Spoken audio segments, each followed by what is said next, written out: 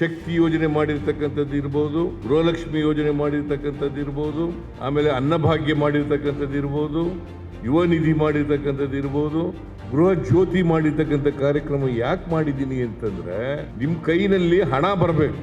ಈಗ ಹಣ ಇಲ್ಲದೆ ಹೋದ್ರೆ ಕೊಂಡ್ಕೊಳ್ತಕ್ಕಂಥ ಶಕ್ತಿ ಹೆಂಗ್ ಬರ್ತದೆ? ಈ ನರೇಂದ್ರ ಮೋದಿ ಅವರು ಪ್ರಧಾನಮಂತ್ರಿ ಆದಮೇಲೆ ಎಕನಾಮಿಕಲಿ ವೀಕರ್ ಸೆಕ್ಷನ್ಸ್ಗೆ ಕೊಡ್ತೀವಿ ಅಂತ ಹೇಳಿದ ಮೇಲೆ 10% ಮೀಸಲಾತಿ ಕೊಟ್ಬಿಟ್ಮೇಲೆ ಎಲ್ರಿಗೂ ಸಿಕ್ಕೋಯ್ತು. ಚಪ್ಪಾಳೆ ತಟ್ಟಬೇಕು ಹೋಗ್ಬೇಡಿ, ಯಾಕಂದ್ರೆ ಇದೊಂದು ಅಲಿಗೇಷನ್ ಅಂತ ತಿಳ್ಕೊಬಿಡ್ತಾರೆ. ನೀವು ಮಾಡಿದ್ರೆ ತಪ್ಪು ತಿಳ್ಕೊಳ್ಳಲ್ಲ, ನಾನು ಮಾಡಿದ್ರೆ ತಪ್ಪು ತಿಳ್ಕೊತಾರೆ. ಸಾಮಾಜಿಕ ನ್ಯಾಯದ ಬಗ್ಗೆ ಪುಂಖವಾಗಿ ಭಾಷಣ ಮಾಡ್ತಾರೆ. ಯಾಕೆ ಮಾಡಿಲ್ಲ ಅವರು? ಮಾತಿನಲ್ಲಿ ಮಾತ್ರ ಭಾಷಣ ಮಾಡಿದ್ರೆ ಆಗೋದಿಲ್ಲ, ಕ್ರಿಯೆನಲ್ಲಿ ಇರಬೇಕು. ಬಾಬು ಜಗಜೀವನ್ ರಾಮ್ ಅವರು ಈ ದೇಶ ಕಂಡಂಥ ದೇಶ ಪ್ರೇಮಿ, ಸ್ವಾತಂತ್ರ್ಯ ಪ್ರೇಮಿ, ಸಾಮಾಜಿಕ ನ್ಯಾಯ ಎಲ್ಲರಿಗೂ ಸಿಗಬೇಕು ಅಂತೇಳಿ ಬಯಸಿದಂಥವ್ರು. ಸಾಮಾಜಿಕ ನ್ಯಾಯ ಅಂತಂದರೆ ಸಮಾನ ಅವಕಾಶಗಳು ಸಿಗ್ತಕ್ಕಂಥದ್ದು. ನಮ್ಮ ಜಾತಿ ವ್ಯವಸ್ಥೆಯ ಕಾರಣಕ್ಕೋಸ್ಕರ ಸಮಾಜದಲ್ಲಿ ಅಸಮಾನತೆ ನಿರ್ಮಾಣ ಆಗ್ಬಿಟ್ಟಿದೆ. ಅದಕ್ಕೆ ಅವರು ಹೇಳಿದ್ರು, ಎಲ್ಲಿವರೆಗೆ ಈ ಅಸಮಾನತೆ ಇರ್ತದೆ ಅಲ್ಲಿವರೆಗೂ ಕೂಡ, ಎಲ್ಲಿವರೆಗೆ ಜಾತಿ ವ್ಯವಸ್ಥೆ ಇರ್ತದೆ ಅಲ್ಲಿವರೆಗೆ ಮೀಸಲಾತಿ ಇರಬೇಕು ಅಂತಕ್ಕಂಥದ್ದನ್ನು ಪ್ರತಿಪಾದನೆಯನ್ನು ಮಾಡಿದ್ರು. ಎಲ್ರಿಗೂ ಸಮಾನತೆ ಸಿಕ್ಕಿದಾಗ ಮಾತ್ರ ಮೀಸಲಾತಿ ಬೇಕಾಗಲ್ಲ. ಸಮಾನತೆ ಸಿಕ್ಕದೇನೆ ಮೀಸಲಾತಿ ಹೋಗಬೇಕು ಅಂತ ಹೇಳಿದ್ರೆ, ಈಗ ಯಾರು ಹೋಗಬೇಕು ಅಂತ ಹೇಳೋದಿಲ್ಲ, ಮೀಸಲಾತಿ ಹೋಗಬೇಕು ಅಂತ ಯಾರು ಹೇಳಲ್ಲ. ಯಾಕಂದರೆ ಎಲ್ಲರಿಗೂ ಸಿಕ್ಬಿಟ್ಟದೆ ಮೀಸಲಾತಿ. ಯಾಕಂತಂದರೆ ಈ ನರೇಂದ್ರ ಮೋದಿಯವರು ಪ್ರಧಾನಮಂತ್ರಿ ಆದಮೇಲೆ ಎಕನಾಮಿಕಲಿ ವೀಕರ್ ಸೆಕ್ಷನ್ಸ್ಗೆ ಕೊಡ್ತೀವಿ ಅಂತ ಹೇಳಿದ ಮೇಲೆ 10% ಮೀಸಲಾತಿ ಕೊಟ್ಬಿಟ್ಮೇಲೆ ಎಲ್ರಿಗೂ ಸಿಕ್ಕೋಯ್ತು. ಚಪ್ಪಾಳೆ ತಟ್ಟಬೇಕು ಹೋಗ್ಬೇಡಿ, ಯಾಕಂದರೆ ಇದೊಂದು ಅಲಿಗೇಷನ್ ಅಂತ ತಿಳ್ಕೊಬಿಡ್ತಾರೆ. ನೀವು ಮಾಡಿದ್ರೆ ತಪ್ಪು ತಿಳ್ಕೊಳ್ಳಲ್ಲ, ನಾನು ಮಾಡಿದ್ರೆ ತಪ್ಪು ತಿಳ್ಕೊತಾರೆ. ಅದಕ್ಕೋಸ್ಕರ ಈಗ ಮೀಸಲಾತಿ ವಿರೋಧ ಮಾಡೋರು ಯಾರೂ ಇಲ್ಲ. ಯಾಕಂದರೆ ಎಲ್ರಿಗೂ ಮೀಸಲಾತಿ ವಿರೋಧ ಮಾಡೋರಿಗೂ ಸಿಕ್ಬಿಟ್ಟದೆ ಮೀಸಲಾತಿ. ಸುಪ್ರೀಂ ಕೋರ್ಟ್ನವರು ಕೂಡ ಅದನ್ನು ಒಪ್ಕೊಬಿಟ್ಟಿದ್ದಾರೆ. ಸೊ ಹಂಗಾಗಿ ಮೀಸಲಾತಿ ಬಗ್ಗೆ ವಿರೋಧ ಮಾಡೋರು ಯಾರೂ ಇರಲಿಕ್ಕೆ ಸಾಧ್ಯ ಇಲ್ಲ. ಡಾಕ್ಟರ್ ಬಾಬಾ ಸಾಹೇಬ್ ಅಂಬೇಡ್ಕರ್ ಅವರು ಈ ದೇಶಕ್ಕೆ ಸಂವಿಧಾನವನ್ನು ಕೊಟ್ಟರು. ಸಂವಿಧಾನದಲ್ಲಿ ಅಸಮಾನತೆ ಹೋಗಬೇಕು, ಸಮಾನತೆ ಬರಬೇಕು, ಎಲ್ರಿಗೂ ಸಮಾನ ಅವಕಾಶಗಳು ಸಿಕ್ಕಬೇಕು, ಈ ದೇಶದ ಸಂಪತ್ತು ಅಧಿಕಾರ ಎಲ್ಲವೂ ಕೂಡ ಹಂಚಿಕೆ ಆಗಬೇಕು ಅಂತಕ್ಕಂಥದ್ದನ್ನು ಬಯಸಿದರು. ಯಾಕಂತಂದರೆ ನಿಮ್ಮ ತಪ್ಪಿನಿಂದಾಗಲಿ ಅಥವಾ ನಮ್ಮ ತಪ್ಪಿನಿಂದಾಗಲಿ ಅಸಮಾನತೆ ನಿರ್ಮಾಣ ಆಗಿಲ್ಲ, ವ್ಯವಸ್ಥೆಯ ತಪ್ಪಿನಿಂದಾಗಿ ಅಸಮಾನತೆ ನಿರ್ಮಾಣ ಆಗ್ತದೆ. ಎಲ್ಲಿವರೆಗೆ ಅಸಮಾನತೆ ಇರ್ತದೆ, ಎಲ್ಲಿವರೆಗೆ ಸಮಾನತೆ ಬರಲ್ಲ, ಅಲ್ಲಿವರೆಗೂ ಕೂಡ ಜಾತಿ ವ್ಯವಸ್ಥೆ ಹೋಗಲ್ಲ. ಇದನ್ನು ಭಾಳ ಸ್ಪಷ್ಟವಾಗಿ ತಿಳ್ಕೋಬೇಕಾಗ್ತದೆ. ಬಾಬಾ ಸಾಹೇಬ್ ಅಂಬೇಡ್ಕರ್ ಅವರು ಅದನ್ನೇ ಭಾಳ ಸ್ಪಷ್ಟವಾಗಿ ಹೇಳಿದರು. ಎಲ್ಲರಿಗೂ ಆರ್ಥಿಕ ಸಾಮಾಜಿಕ ಸಬಲತೆ ಬಂದಾಗ ಮಾತ್ರ ಈ ದೇಶಕ್ಕೆ ಸ್ವಾತಂತ್ರ್ಯ ಬಂದದಕ್ಕೆ ಸಾರ್ಥಕ ಆಗ್ತದೆ, ಇಲ್ಲಿವರೆ ಸಾರ್ಥಕ ಆಗಲ್ಲ. ಬಾಬು ಜಗಜೀವನ್ ರಾಮ್ ಅವರು ಕೂಡ ಇದನ್ನು ನಂಬ್ಕೊಂಡಿದ್ರು, ಇದರಲ್ಲಿ ವಿಶ್ವಾಸ ಇಟ್ಕೊಂಡಿದ್ರು. ಅದಕ್ಕೋಸ್ಕರ ಸಮಾಜದಲ್ಲಿ ಎಲ್ರಿಗೂ ಶಿಕ್ಷಣ ಸಿಗಬೇಕು, ಎಲ್ರಿಗೂ ಸಮಾನತೆ ಬರಬೇಕು, ಎಲ್ಲರೂ ಮುಖ್ಯವಾಹಿನಿಗೆ ಬರಬೇಕು. ಅದು ಬಂದಾಗ ಮಾತ್ರ ನಮಗೆ ಈ ಸಮಾಜದಲ್ಲಿ ಮನುಷ್ಯತ್ವ ಬರಲಿಕ್ಕೆ ಸಾಧ್ಯ ಆಗ್ತದೆ. ಇಲ್ಲದಿದ್ದರೆ ಅಮಾನವೀಯ ಪದ್ಧತಿಗಳು ಹಾಗೇ ಮುಂದುವರ್ಕೊಂಡು ಹೋಗ್ತವೆ. ಇವತ್ತು ಯಾಕೆ ಅಸ್ಪೃಶ್ಯತೆ ಈಗಲೂ ಇದೆ ಅಂತಂತಂದರೆ, ಕಾರಣ ಯಾಕಪ್ಪ ಅಂತಂದರೆ ಅಸ್ಪೃಶ್ಯತೆಯನ್ನು ಪೋಷಿಸ್ತಕ್ಕಂಥವ್ರು ಅಥವಾ ಸಮಾನತೆ ಬರದೇ ಇರತಕ್ಕಂಥದ್ದು, ಇವು ಕಾರಣ ಅಂತಕ್ಕಂಥದ್ದನ್ನು ಅರ್ಥ ಮಾಡ್ಕೋಬೇಕಾಗ್ತದೆ. ಅಸ್ಪೃಶ್ಯತೆ ಹೋಗ್ಬೇಕು, ಅದು ಈ ಸಮಾಜಕ್ಕೆ ತಗುಲಿರ್ತಕ್ಕಂಥ ರೋಗ. ಅದು ಈ ರೋಗ ಬಿಡುಗಡೆ ಆಗಬೇಕು. ಅದಕ್ಕೆ ಶಿಕ್ಷಣ ಬರೀ ಉದ್ಯೋಗ ಪಡ್ಕೊಳ್ಳಿಕ್ಕಲ್ಲ. ಜಗಜೀವನ್ ರಾವ್ ಹೇಳಿದ್ದದು, ಶಿಕ್ಷಣ ಬರೀ ಉದ್ಯೋಗ ಪಡ್ಕೊಳ್ಳಿಕ್ಕಲ್ಲ, ನಿಮಗೆ ನಿಮ್ಮ ವಿಕಾಸ ಆಗಬೇಕು, ಸ್ವಾಭಿಮಾನದಿಂದ ಬದುಕ್ತಕ್ಕಂಥ ಪರಿಸ್ಥಿತಿ ನಿರ್ಮಾಣ ಆಗಬೇಕು.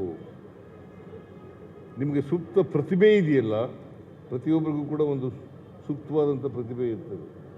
ಪ್ರತಿಭೆ ಅಂತಕ್ಕಂಥದ್ದು ಹೆರಿಡಿಟರಿ ಅಲ್ಲ, ಅವಕಾಶ ಸಿಕ್ಕಿದಾಗ ಎಲ್ರಿಗೂ ಪ್ರತಿಭೆ ಬರ್ತದೆ. ಅದಕ್ಕೆ ಆ ಸೂಕ್ತ ಪ್ರತಿಭೆಯ ವಿಕಾಸ ಆದಾಗ ಮಾತ್ರ, ವ್ಯಕ್ತಿತ್ವ ವಿಕಸನ ಆದಾಗ ಮಾತ್ರ ಶಿಕ್ಷಣ ಸಿಗ್ತದಕ್ಕೆ ಅರ್ಥ ಆಗ್ತದೆ. ಇಂಥ ಶಿಕ್ಷಣವನ್ನು ಪ್ರತಿಯೊಬ್ಬರು ಕೂಡ ಪಡ್ಕೊಳ್ತಕ್ಕಂಥ ಪ್ರಯತ್ನವನ್ನು ಮಾಡಬೇಕು. ಶಿಕ್ಷಣ ಇಲ್ಲದೆ ಹೋದರೆ ನಾವು ಸ್ವಾಭಿಮಾನದಿಂದ ಬದುಕಲಿಕ್ಕೆ ಸಾಧ್ಯ ಆಗಲ್ಲ. ಅದಕ್ಕೋಸ್ಕರ ಪ್ರತಿಯೊಬ್ಬರು ಕೂಡ ಶಿಕ್ಷಣವನ್ನು ಪಡ್ಕೊಳ್ಳೇಬೇಕು. ನಾನು ಅದಕ್ಕೋಸ್ಕರನೇ ಆರ್ಥಿಕ ಸಬಲತೆ ಆಗಬೇಕು ಅಂಥೇಳಿ ಅನೇಕ ಕಾರ್ಯಕ್ರಮಗಳನ್ನು ಹಿಂದೆ ಮುಖ್ಯಮಂತ್ರಿ ಆಗಿರುವಾಗ, ಈಗ ಮುಖ್ಯಮಂತ್ರಿ ಆಗಿರುವಾಗ ನಾನು ಆ ಕಾರ್ಯಕ್ರಮಗಳನ್ನು ಜಾರಿಗೆ ತಂದಿರ್ತಕ್ಕಂಥದ್ದು. ಇದನ್ನು ಭಾಳ ಲಘುವಾಗಿ ತಿಳ್ಕೊಳ್ಳೋಕೆ ಹೋಗ್ಬಿಡಿ. ಈಗ ಇಡೀ ದೇಶದಲ್ಲಿ ತೆಲಂಗಾಣ, ಆಂಧ್ರ ಮತ್ತು ಕರ್ನಾಟಕ ಈ 3 ರಾಜ್ಯಗಳನ್ನು ಬಿಟ್ಟರೆ ಬೇರೆ ಎಲ್ಲೂ ಕೂಡ SCP TSP ಆ್ಯಕ್ಟನ್ನು ತಂದಿಲ್ಲ.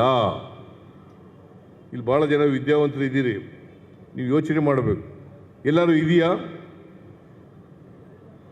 ಸಾಮಾಜಿಕ ನ್ಯಾಯದ ಬಗ್ಗೆ ಪುಂಖಾನುಪುಂಖವಾಗಿ ಭಾಷಣ ಮಾಡ್ತಾರೆ. ಸಾಮಾಜಿಕ ನ್ಯಾಯದ ಬಗ್ಗೆ ಪುಂಖಾನುಪುಂಖವಾಗಿ ಭಾಷಣ ಮಾಡೋದು ಯಾಕೆ ಮಾಡಿಲ್ಲ ಅವರು? ಮಾತಿನಲ್ಲಿ ಮಾತ್ರ ಭಾಷಣ ಮಾಡಿದ್ರೆ ಆಗೋದಿಲ್ಲ, ಕ್ರಿಯೆಯಲ್ಲಿ ಇರಬೇಕು. ಇವತ್ತು ಮೊದಲನೇ ಬಾರಿಗೆ ನಾನು ಹಿಂದೆ ಮುಖ್ಯಮಂತ್ರಿ ಆಗಿರುವಾಗ ಕಾಂಟ್ರಾಕ್ಟಲ್ಲಿ ರಿಸರ್ವೇಷನ್ ಮಾಡಿದವರು ಯಾರು?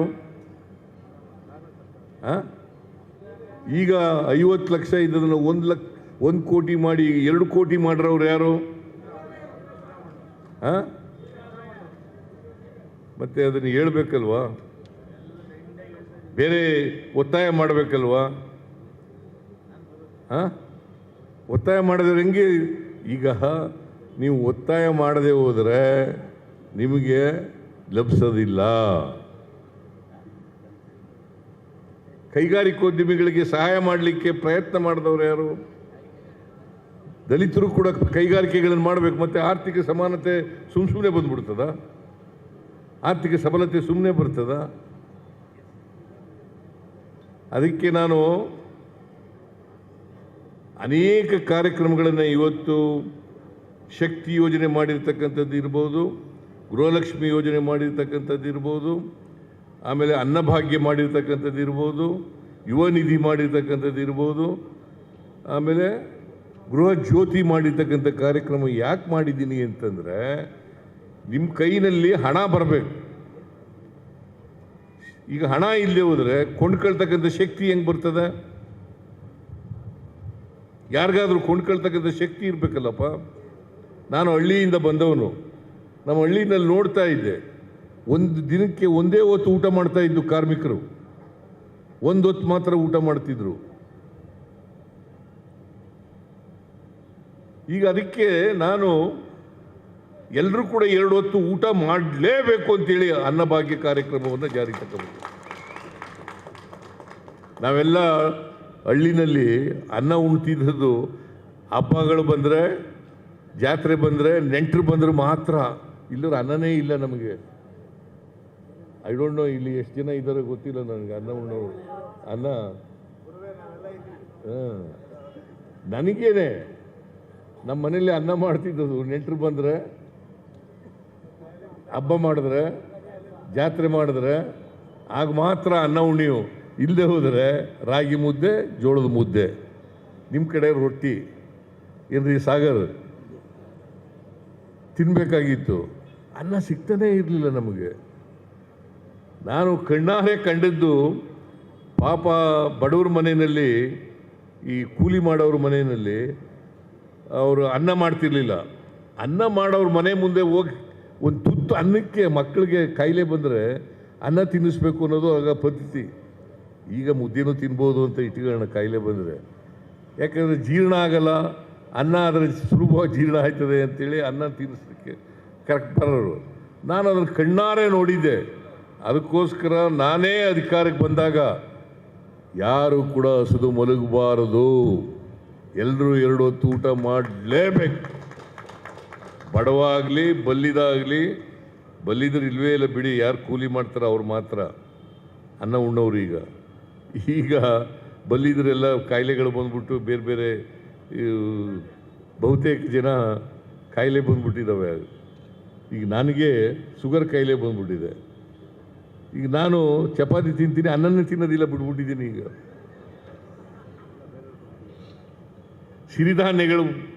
ಸಿರಿಧಾನ್ಯಗಳನ್ನು ಬಳಸ್ತಕ್ಕಂಥ ಕೆಲಸ ಮಾಡ್ಕೊಂಡಿದ್ದೀವಿ.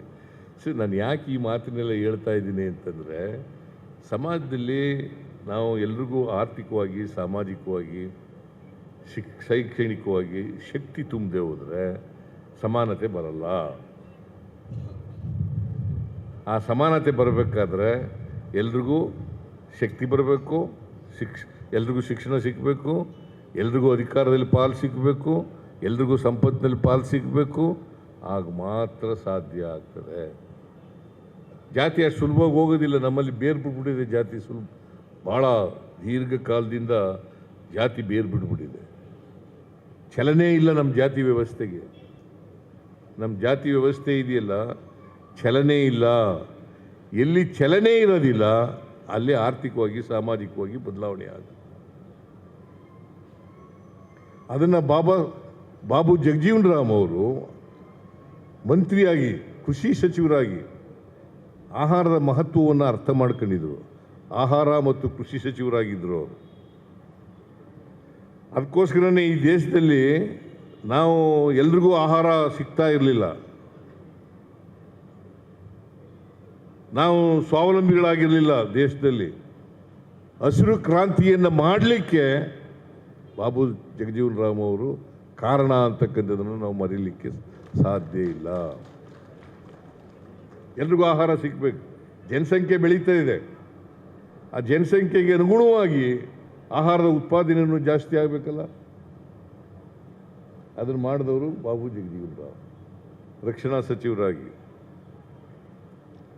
ಕೃಷಿ ಸಚಿವರಾಗಿ ಅವ್ರು ಮಾಡಿದಂಥ ಕೆಲಸಗಳಿದ್ದಾವಲ್ಲ, ಬಹುಶಃ ಈಗಾಗಲೇ ಮಾದೇವಪ್ಪ ಹೇಳಿದ್ರು, ಭಾಳ ದೀರ್ಘಕಾಲ ಮಂತ್ರಿಯಾಗಿದ್ದರಲ್ಲ.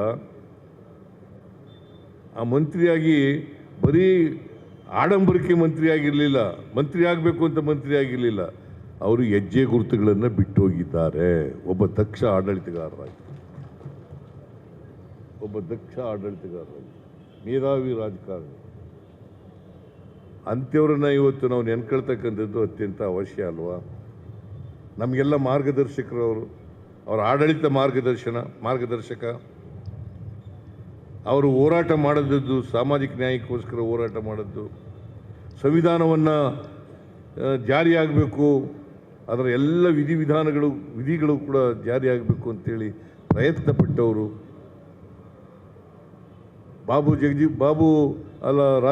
ಇವರು ಅಂಬೇಡ್ಕರ್ ಅವರು ಸಂವಿಧಾನ ಬರೆಕೊಟ್ರು. ಆದರೆ ಇವರು ದೀರ್ಘಕಾಲ ಅಧಿಕಾರದಲ್ಲಿದ್ದರಲ್ಲ, ಅಧಿಕಾರದಲ್ಲಿ ಇದು ಸಂವಿಧಾನ ಜಾರಿಯಾಗಲಿಕ್ಕೆ ಪ್ರಯತ್ನವನ್ನು ಪಟ್ಟವರು. ಸೊ ಅದರಿಂದ ಇಂಥ ಮಹಾನ್ ವ್ಯಕ್ತಿ ನಾವು ನೆನ್ಕಬೇಕಾಗಿರ್ತಕ್ಕಂಥದ್ದು ನಮ್ಮ ಕರ್ತವ್ಯ, ನಮ್ಮ ಜವಾಬ್ದಾರಿ. ಅವರು ಹಾಕೊಟ್ಟಿರ್ತಕ್ಕಂಥ ಆಡಳಿತ ವ್ಯವಸ್ಥೆ ಇದೆಯಲ್ಲ, ಅವರ ಚಿಂತನೆಗಳಿದ್ದಾವಲ್ಲ, ಅದನ್ನು ಪಾಲನೆ ಮಾಡ್ತಕ್ಕಂಥದ್ದು ಅತ್ಯಂತ ಅಗತ್ಯ. ಅದಕ್ಕೋಸ್ಕರ ಆಗಿಂದಾಗೆ ಬಾಬು ಜಗಜೀವನ್ ರಾಮ್ ಇರ್ಬೋದು, ಬಾಬಾ ಸಾಹೇಬ್ ಅಂಬೇಡ್ಕರ್ ಅವರು ಇರ್ಬೋದು, ಇವನ್ನೆಲ್ಲ ನೆನ್ಕೋಬೇಕಾಗ್ತದೆ. ಅದರ್ವೈಸ್ ಈಗ ಇಂಥ ಸಂವಿಧಾನ ಸಿಕ್ಕದೆ ಹೋಗಿದ್ದೇವೆ. ಬಾಬಾ ಸಾಹೇಬ್ ಅಂಬೇಡ್ಕರ್ ಅವರು ಸಂವಿಧಾನ ರಚನೆ ಮಾಡ್ತಕ್ಕಂಥ ಸಮಿತಿಯ ಅಧ್ಯಕ್ಷರಾಗಲಿ ಹೋಗಿದ್ರೆ ಇಂಥ ಸಂವಿಧಾನ ಬರಲಿಕ್ಕೆ ಸಾಧ್ಯ ಆಯಿತು.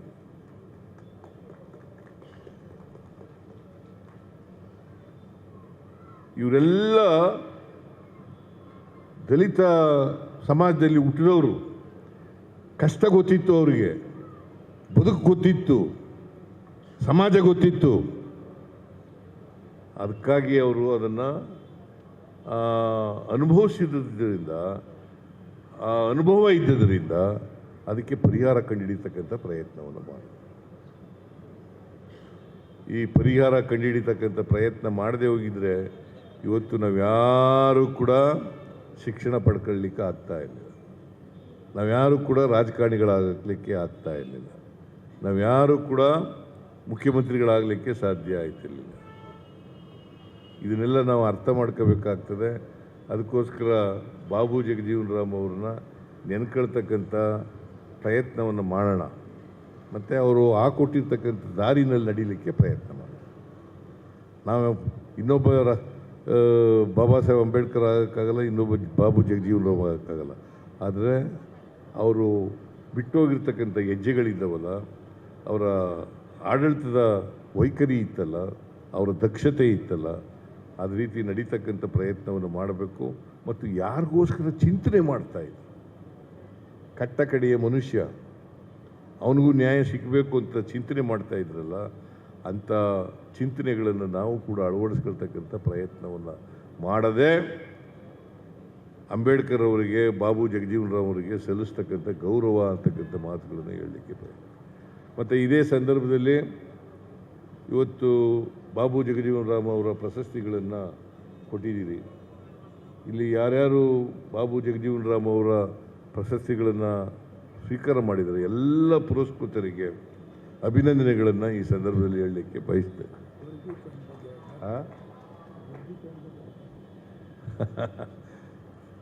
ಮುನಿಯಪ್ಪನವರು, ನಾನು ಈಗಾಗಲೇ ಈ ಒಳ ಮೀಸಲಾತಿ ಅಂತ ಇದೆಯಲ್ಲ, ಒಳ ಮೀಸಲಾತಿ ಬಗ್ಗೆ ಈಗಾಗಲೇ ಒಂದು ಆಯೋಗವನ್ನು ರಚನೆ ಮಾಡಿದ್ದೀನಿ. ನಾಗಮೋಹನ್ ದಾಸ್ ಅವರು ಅದರ ಅಧ್ಯಕ್ಷರಾಗಿದ್ದಾರೆ. ಅವರು ಇಂಟ್ರೀಮ್ ರಿಪೋರ್ಟನ್ನು ಕೊಟ್ಟಿದ್ದಾರೆ.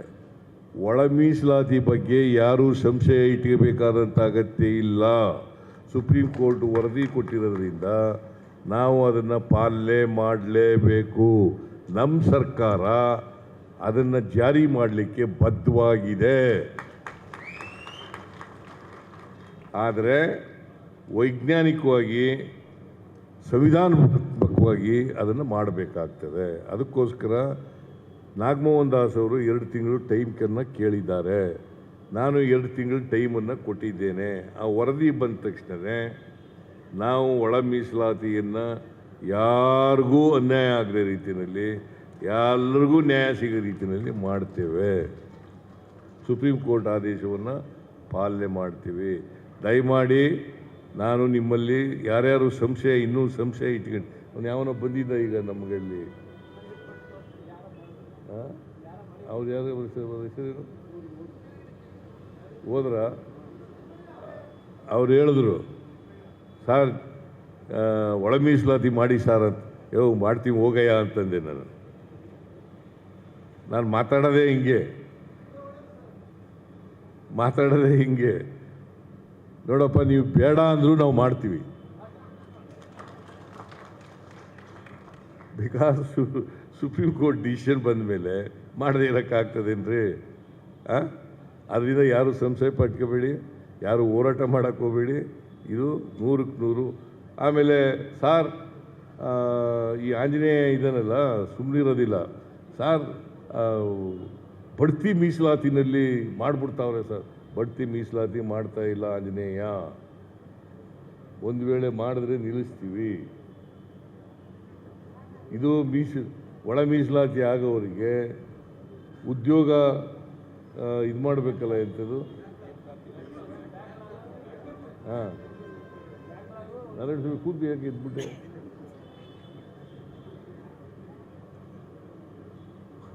ಉದ್ಯೋಗ ಸೆಲೆಕ್ಷನ್ ಇದೆಯಲ್ಲ, ಆ ಸೆಲೆಕ್ಷನ್ ಎಲ್ಲ ನಿಲ್ಲಿಸಿದ್ದೀವಿ, ಮಾಡೋಕ್ಕೆ ಹೋಗಲ್ಲ. ಅದಕ್ಕೋಸ್ಕರನೇ ತ್ವರಿತವಾಗಿ ಮಾಡಬೇಕು ಅಂತೇಳಿ ಬಡ್ತಿ ಮೀಸಲಾತಿನೂ ಮಾಡಲ್ಲ, ಸೆಲೆಕ್ಷನ್ನು ಮಾಡಲ್ಲ. ಇದು ಬಂದ ಮೇಲೆ ಒಳ ಮೀಸಲಾತಿ ಆದಮೇಲೆ ಮಾಡಲಿಕ್ಕೆ ಪ್ರಾರಂಭ ಮಾಡ್ತೀವಿ. ಗೊತ್ತಾಯ್ತಲ್ಲ? ಇದನ್ನು ಮುನಿಯಪ್ಪನವರು ಬಂದು ಕಿವಿಗೆ ಹೇಳಿದ್ರು, ನಾನು ಬಹಿರಂಗವಾಗಿ ಹೇಳ್ತಾ ಇದ್ದೀನಿ.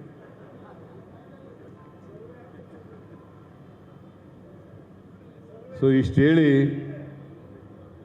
ಬಾಬು ಜಗಜೀವನ್ ರಾಮ್ ಅವರಿಗೆ, ಅಂಬೇಡ್ಕರ್ ಅವರಿಗೆ ನನ್ನ ನಮನಗಳನ್ನು ಸಲ್ಲಿಸಿ ಅವರ ಆತ್ಮಕ್ಕೆ ಚಿರಶಾಂತಿ ದೊರಕಲಿ, ಅವರು ಯಾವಾಗಲೂ ಕೂಡ ನಮಗೆ ಸ್ಫೂರ್ತಿದಾಯಕರಾಗಿರಲಿ ಅಂತಕ್ಕಂಥ ಮಾತುಗಳನ್ನು ಹೇಳಿ ನನ್ನ ಮಾತನ್ನು ಮುಗಿಸ್ತೇನೆ. ಮತ್ತಷ್ಟು ವಿಶೇಷ ವಿಡಿಯೋಗಳನ್ನು ನೋಡಲು ಮತ್ತು ಹೊಸ ವಿಡಿಯೋಗಳ ಬಗ್ಗೆ ತಿಳಿಯಲು ಈ ದಿನ .com ಯೂಟ್ಯೂಬ್ ಚಾನೆಲ್ ಸಬ್ಸ್ಕ್ರೈಬ್ ಮಾಡಿ ಮತ್ತು ಬೆಲ್ ಐಕಾನ್ ಕ್ಲಿಕ್ ಮಾಡಿ.